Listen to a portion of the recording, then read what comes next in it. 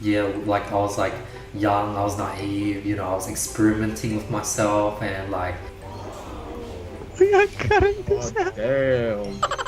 I have to alright, edit that was this my one. Alright guys, so this is episode 12. It's good to be back. I'm excited with this weekly routine. It's like good. I think before episode 10 you guys went on exam, so there was like a few weeks of missing, and then we also like forgot to upload an episode, so I'm very glad that we're back on schedule and we're back on this weekly routine because I think it's definitely needed. It's like a good like habit. It's a good like outlet to just like share what we've been up to. Yeah, 100%. Thank you guys for your support on the last couple of episodes. Really appreciate it. I appreciate you guys commenting and listening. Yeah, it doesn't go unnoticed, so thank you so much. But yes, episode 12, you're right. We did have a week where we completely forgot to upload or record, and then we realized that we had the backlog of like 1 week, I think. So it worked out fine. But yeah, everyone, I'd just like to say a very happy belated birthday to our number 3, our partner in crime. Lovely jubbly. Yes, thank you Steven. very much. Yep. Happy belated birthday, my man. Thank you, Krishn. Just wanted to say it on the podcast, so I hope we can get some love for Steven. Anyone that's listening, just have Steven in your thoughts.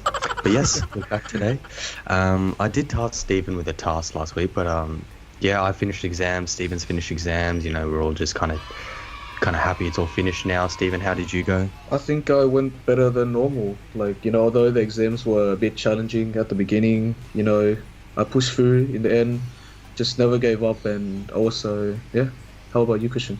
I share the same sentiments as you. That's good to hear. I've pushed through, but here we are. Now, I tasked you with a task last week Yep. to ask a hypothetical. Now, I want you to answer well, not a hypothetical, but just something. Just anything. And I want you to answer it first. I want you to give your perspective first. Okay, so if you could go back in time to your former self, maybe like 12 or 13-year-old, you're much more experienced, much more about the world, what advice would you give yourself? You've actually banged it. You've actually smashed it, Steven. That's actually a really good question. Okay, so I guess I'll start first. If I did go back in time to when I was 12 or 13 years old, I would I say, study hard, work more harder than I usually do, because I know I do the bare minimum sometimes, and that like is a really bad habit. Also try to keep fit, stay healthy. Always listen to my parents, try my best to help them out wherever possible, because I found out how important it is to build a relationship with your parents over time. Pretty good answer. That was a really good answer. Thank you. I enjoyed it. Alright, teleport man. Oh, Oh my god.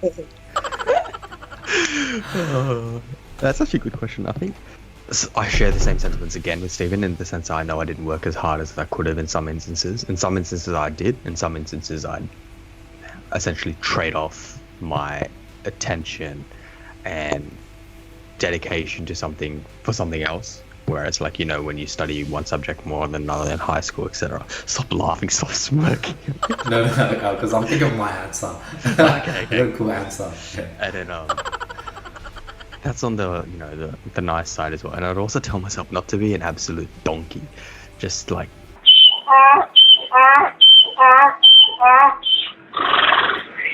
just don't be a donkey. Like, the world is a lot bigger. Like, don't position yourself as this one big thing when you're really nothing. You know what I mean? It's hard to explain, but really just don't be an idiot. And just like, bro, I tell him that high school means nothing. High school, the amount of stress that we went through in high school, dude, for absolutely nothing. I tell him high school means nothing. I think that's the biggest ones for me, because I think after that I came out, learnt everything anyway. But yeah, what's you came out yours? the closet. No. Not that there's anything wrong with it, but no. You got something wrong with people who come out of the closet, Christian? I said, I'm muting myself. Alright, so my answer is I was thinking back to my year 7 self. So I think that's like the 12, 13-year-old Andy that's in year 7. One, if this answer was like, are we traveling back in time? If we were traveling back in time, I'll be like, yo, Andy, buy a shit ton of Bitcoin. Put every single piece of dollar you have and just buy a shit ton of Bitcoin. Buy a shit ton ton of Amazon and just buy that, whatever savings, get into drop shipping. Like at the age of 13, I was just giving all the hacks to life. But obviously that's not the question.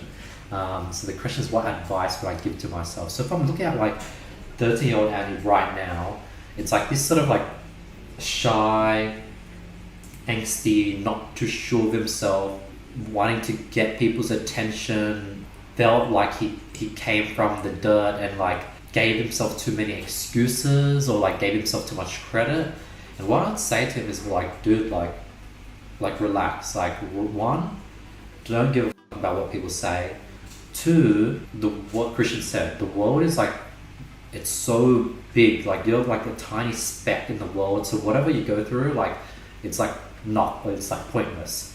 Three, like just have fun, just like have fun. Four, turn into someone that's fucking cool. Like right now you might feel like you're this nerdy kid that like his mum like coddles a lot. Like, dude, like if you think you're a nerd, like that's okay, but like become a cool kid, just work on yourself, become the best version of yourself. That's what I'll probably tell myself if I had like a kid, if 13-year-old Andy was here with me, I'd just tell him like, don't give a fuck and just like work on yourself and like anything's possible. That was a very good answer. Just be like, be comfortable in your own shoes. Yeah. That's the big Exactly. thing. That's the biggest thing. Yeah, that's a really good answer because Perfect. I mean, it's sort of one of those more pertinent themes in like the coming of age stories and the Netflix dramas you see and everything. Is like, oh, you know, I'm not cool or whatever, but like just literally just own whatever you're doing. And I think it'll be sweet. I was just like laughing, just because before Steven was mooting, he like adds in these like little ad libs, and he also does it when he films me sometimes. So Krishn, tell me a story, and I'll be like Steven. I'll do these ad libs. Oh well, I went to work today. Yeah.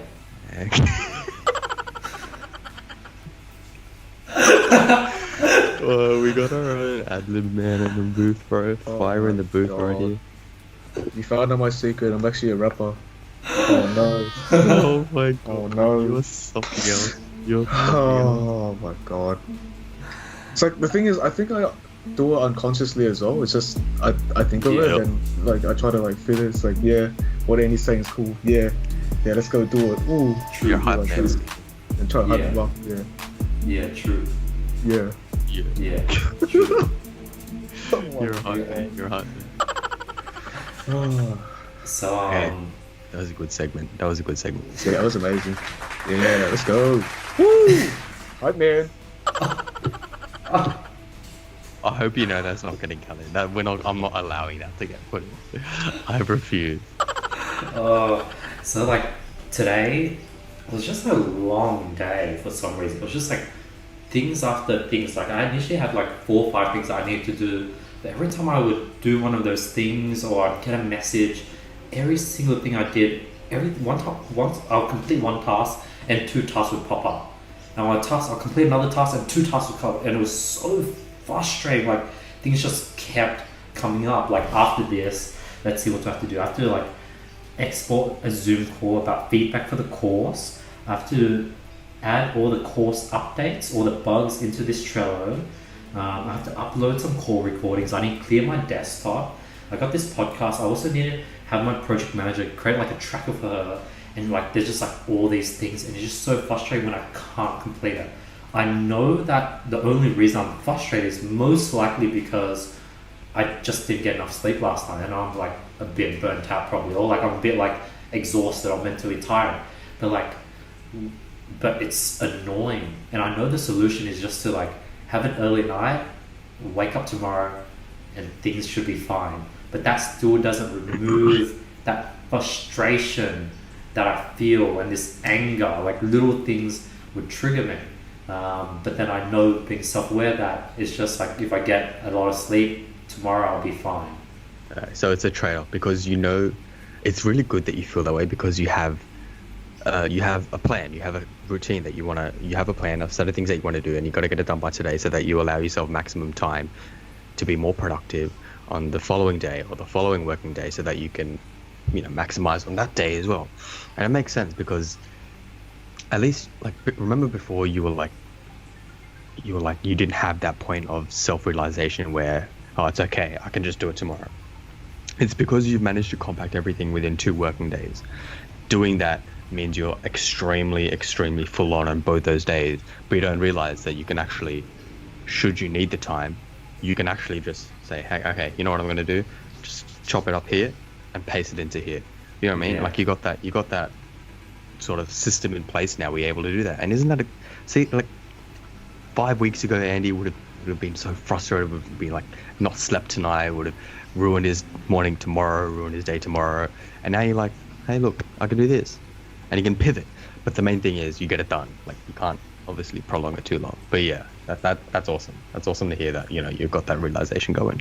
Yeah, and then like this was like a gateway into the next conversation. Every day, like I get a lot of shit done. Like there's a well, not like I get it. Like I get like a lot of things done, sort of. And like I'm always trying to do more work, give people more value. You know, invest in certain people, invest in you know, surprise people, go like above and beyond. And then some days I've just done so much and I'm super frustrated. And then, you know, Steven, he's done nothing wrong. He's like, you know, happy, go-getty, and he rolls to the workplace on a Saturday, and he's like had a good day, and I'm a bit grumpy, but he's like this nice, cheery guy. He had a good day, and then I'm like this week was long, but Steven's here, we'll work, and then like I'm like, since I'm trying to say that I'm like a dickhead. Well, not really, but like Steven will be like, yeah, like this week I was like super productive. You know, I was so like happy because like this week I went shopping with my mom and I felt so proud. I felt so proud. I wish, and my mom like, and I'm like, is this not like, I'm not gonna yell at him like he did something good, but my mom like, but I did like 100 things this week. Like you shouldn't be proud of doing that one thing. And then it's like, but like he's just doing his own thing, and like I need to learn that everyone's on their own journey, and like other people doing, you know, the most productive thing might have been taking their mum out for lunch, and that might be like a really big achievement for them. And I need to, like, even though I can just like I do that like whenever, like I'm like, yo, like family, do you want to like go out for dinner and just like take the whole family out, like all those little things I'm doing. But then I think, and then what I want to tie this into is Elon Musk.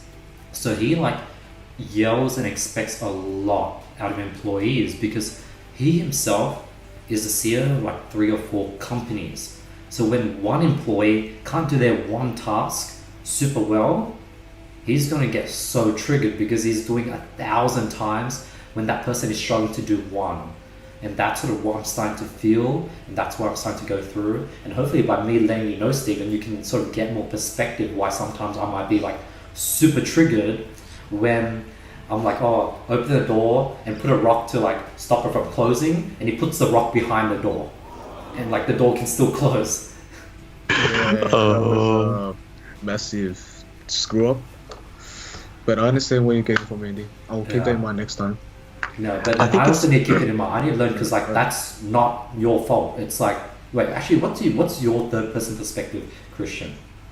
Yeah. I think it goes back onto what we were talking about 1 or 2 weeks ago, where you said during the day when you're at work, whether you're doing your thing or, you know, working with other people, you're so focused on getting your things done. You have a task of things that you need to get done, and you're exerting so much energy into getting it done, so that when you exert so much energy into mingling with other people or doing your tasks, and then, you know, it's fresh in the morning when you have this much energy, and by the time it gets to evening when you see your parents again or you see your family again, or where Steven comes into your house during the 1 p.m, you've only got so much in the reserve tank left to be able to be that same energetic, bubbly, enthusiastic person in the morning, as opposed to seeing someone who is that same energetic, enthusiastic, bubbly person who had a good break and who had everything sweet, and he felt that he achieved a lot during the day, whether it's doing A, B, or C for himself, family, or whatever. It goes without saying that it's, yeah, you're right, perspective is key, because at least like it's really good that you're becoming self-aware, and like even me, like when I get home, I'm becoming a lot more self-aware. Recent experiences as well, I've become a lot more self-aware. So like from a third person perspective, obviously I can't blame you for doing obviously when he does, if anyone does stupid shit like that, it'll get to you. You'll just be like, it's like a small trigger where it just gets you, and then inside you're just like, nah, f- this, and you just flip the table, and you're just like, nah, I'm done. But say for this instance, Steven's like a really good-hearted person, it's fine. But yeah, like you're right, you like it goes Do you without watch, saying with it. like, have you watched My Hero Academia? Yes, yes. So sometimes I feel like Bakugo and like Steven is like Midoriya, but he's like a Midoriya without powers. And then like I like freaking I like kill this major project, and then Steven's like, good job, and I'm like full torn up, I'm like scratched, and then Steven's like, good job, and then my mom like, I'm just burning him or something after that. Unfortunately, people who don't watch My Hero Academia weren't able to understand the reference. But like sometimes I feel like an angry Bakugo where like I'm just like angry about it. Obviously, that's not. I think another thing is You're perspective. you're Yeah, exactly. You're not Because actually like that. now I I'm know thinking what you about mean. it, I'm only like this like probably 10% of the time, and like we're doing this podcast in this 10%. Like most podcasts, I'm pretty fine. So I do need to see that this is a small amount of things. But it's another thing that's super strange. It's like crazy how like these small rough patches, when you're in them, it feels like your whole life is like over. Yeah, 100%. It's because it feels so hard to get out of it. It feels so hard to write yourself out of it, and because it can go on for an extended period of time. But yeah, like you said, I think the Bakugo example is a good example in the sense that you feel like, you know, the work that you've done or the things that you've done may feel on like much on may seem like it's some done on a much larger scale or bigger or better, etc. But Yeah, you know yeah, how like Bakugo, like when he's like struggling and then Midori comes to help him, he's like, don't help me, don't help me. He's like that type of character, and that's like a theme in a lot of like movies where like there's like the guy who always was the best, and then there's an underdog kid coming up, and then he starts helping the top guy, and the guy's like, don't help me, and then it's like a Draco, not really Draco. I don't have a few other examples. But obviously, I'm not like a Bakugo. Like, I'm pretty kind to Steven. yeah, no, like guys, Steven's our friend. Don't forget that at the end of the day, right? But then actually, I just wanted to ask a real quick question here. We can go wherever we want with this, but like, so on the topic of self-realization and how you became more self-aware, it doesn't happen like that. You got to go through stuff, and you got to become. Like, how did you go through the process of becoming more self-aware, or like, you know, like even for me, I'm going through that right now, where I'm becoming more self-aware, and like, you know, when you take a step back and when you listen to the conversations that are happening around you, you can really gather what's going on. You know what I mean? But I think like that's one way I was becoming more self-aware, is when I like made myself. Like you know how you said where you think that, you know, you can feel like a Bakugo sometimes in the sense that you feel like you're the superior at the top, or when you like allow yourself to like really take a step back and just stop and just like, I don't know, like how do you do it? How did you become more self? Yeah. So one thing is like I'm still working on it. I'm not like 100% self-aware. But before I forget, I want to get back to the question. But before I forget, the crazy thing is, like, I'm self-aware where I know that I should be sleeping early, I should not be going on TikTok, yet I still do those things. So even though you can be self-aware and you know all the traps and what you need to do to have a perfect lifestyle, you still fall into those traps. So like, being self-aware isn't even enough. It's like crazy. There's one thing to be self-aware, but it's another thing to be self-aware and then like eradicate all your issues. That's like something I'm trying to work on. But on the topic of self-awareness, I think a lot of like empathy, like just being like, if you become a person that can put yourself in other people's shoe, empathize for people, you know, like see this like Asian scrawny kid like sit in the corner of the classroom, and you could tell like, and then he has like this small Asian mom, you could tell like he's just been this kid that, you know, his parents probably doesn't know how to speak English, and like he had to like learn English on his own, and his parents probably like came from like a lower socioeconomic situation, He just sort of like never could like afford what all the other kids could afford, and his confidence just got lower, and his parents doesn't even know how to speak English, so they in this sort of society are already sort of struggling and sort of limited, and therefore him as like the son is like taking on the parents' sort of situation, and like being able to like see someone and sort of empathize with why they may be where they are. I think that like helps a lot with self-awareness, and I think and like what is self-awareness? Like that's another thing. Like is self-awareness just knowing like, hey, right now, or hey, I think I have an ego problem? Is that like self-awareness? And like that means a lot of people aren't self-aware. Yeah, I think you hit the nail on the head with that one in terms of what is self-awareness, because you talked about being self-aware in with respect to understanding when you're procrastinating and wasting time and not being productive. That's still self-awareness. But then there's also the self-awareness of your mental and your emotional state, whatever, in terms of when you feel like you're being out of line, and when you know that you're not being a good person or whatever. So there's different, I feel like there's different, you can apply self-awareness to many different things, and you're 100% right. Empathy is the biggest one. When you're more empathetic, you're more understanding, realize it, and just more understanding of everyone's situations, and then you can become more self-aware in that sense. But 100% empathetic is the biggest one. I think that's the one that's kicked in for me as well. And then one thing I just realized, I think repetition. So like I've been in like many times where I'll just be in an angry mood, and then I found out that all the times that I've been in an angry mood was after a long day of work. And then I find out that after a long day of work, my head gets a bit cloudy, my like brain is like jolting a bit, it sort of like feels like a really light headache, and I'm like easily triggered by things. Therefore, and then like that happens multiple times, then I'm like, okay, so when I have a long day of work, I drain all my energy, I have a light headache, I'm getting triggered by little things. That means I'm mentally drained, I'm easily triggered.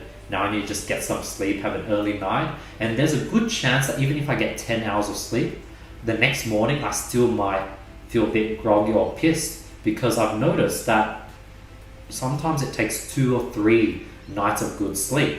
So now I no longer expect me waking up feeling all happy, because the pattern has happened many times where I'll get a lot of sleep after like being in this state, and in the next morning I feel like not like overly happily again. And then therefore now I know that like, okay, today I'm gonna sleep and tomorrow I'm gonna feel better. I'm not expecting to feel super happy and super filled with life, because 10 hours of sleep isn't enough for you to recover like a whole day of 100%, I agree with you there. But it is what it is. We'll move on from that topic. Stephen, do you have any other niggling questions? You guys played Pokemon cards when you were little, right? Yeah. Now that a lot of famous celebrities such as Logan Paul are investing in Pokemon cards, how far do you guys think you'll see Pokemon cards going like on like the marketplace? And would you guys consider doing like investing in Pokemon cards as well? I think it's a fad. I think it's gonna stop. I think it's gonna like die down. No, I think Pokemon cards have always been there, in the sense that there's always been an option to trade. There's collectors everywhere. In Japan, you can literally buy Pokemon cards by the singles, dozens, boxes, or whatever. It's always going to be like the collectible sort of item. You can't get rid of it. But the hype train that it's on right now is literally because of your famous celebrities that are, actively engaging in auctioning these off and purchasing them. And it's so sick to see, though, because it's like literally what I grew up with, and it's like, it's sick to see. But I can't see the hype train that it's on right now maintaining its level for like another couple of months. I think it will die down, but like I said, it's always going to be something that people will continually collect and like avidly consume. Yeah, I think it jolted up a lot due to all the YouTubers. I feel like it's gonna dip down to somewhere in the middle, and you're just gonna have like a slow, steady rise over time. Dude, they spent like what? How much money did they spend on one box? They spent like 100K or like Yeah, something I like think that. Logan invested like 2 million in Pokemon cards. 2 million, Yeah, it's crazy. $2 million on Pokemon cards. Yeah, that's Dude, like 3 like million AUD. That's like 3 houses. and that's the Pokemon same. cards. That's the same guy that's trying to get a fight with Floyd Mayweather. Yeah, Floyd- that's pretty Floyd- crazy, dude. What's your That's thought insane. on that game? Like, I could call for my accountant. Be right back. Yeah. You guys. No worries. Give me 1 sec. One eternity later. All right, we're back. Sorry for that unexpected cut, guys. I'm super sorry. I was on the call with my accountant, and the call was like 30 minutes or something, 20 minutes, and I feel so bad because Krishn and Steven were waiting for that period, so I feel so bad. I'm sorry, guys. I'm not the accountant, by the way, guys. Don't think I'm the It's alright, accountant. Andy. It's okay. It's okay, but alright. yeah, I think we'll wrap it up here. We've been going consistent with 50 minutes, so we'll keep this one a little bit shorter. Appreciate you guys listening. Thank you so much for your time. Take care. Andy, I'll let you wrap it up. Yeah, I really want to get everyone's thoughts on what's your thoughts on these shorter episodes. I'm curious to see if it's better, if it's like more like sweet and condensed. I was really excited with the topics we talked today. Like, we really got deep and like got to talk about like, you know, mindset, and I was talking about like how I want to burn Steven secretly, and I said it in front of Steven. But yeah, this is a really interesting and fun episode, so I hope you guys had fun. Want to get your feedback, as always, drop it in the comments below. And yeah, I'm excited for these weekly episodes, and let's strive to 20 episodes. That's the next goal. Peace, guys. Thank you so much. Cheers.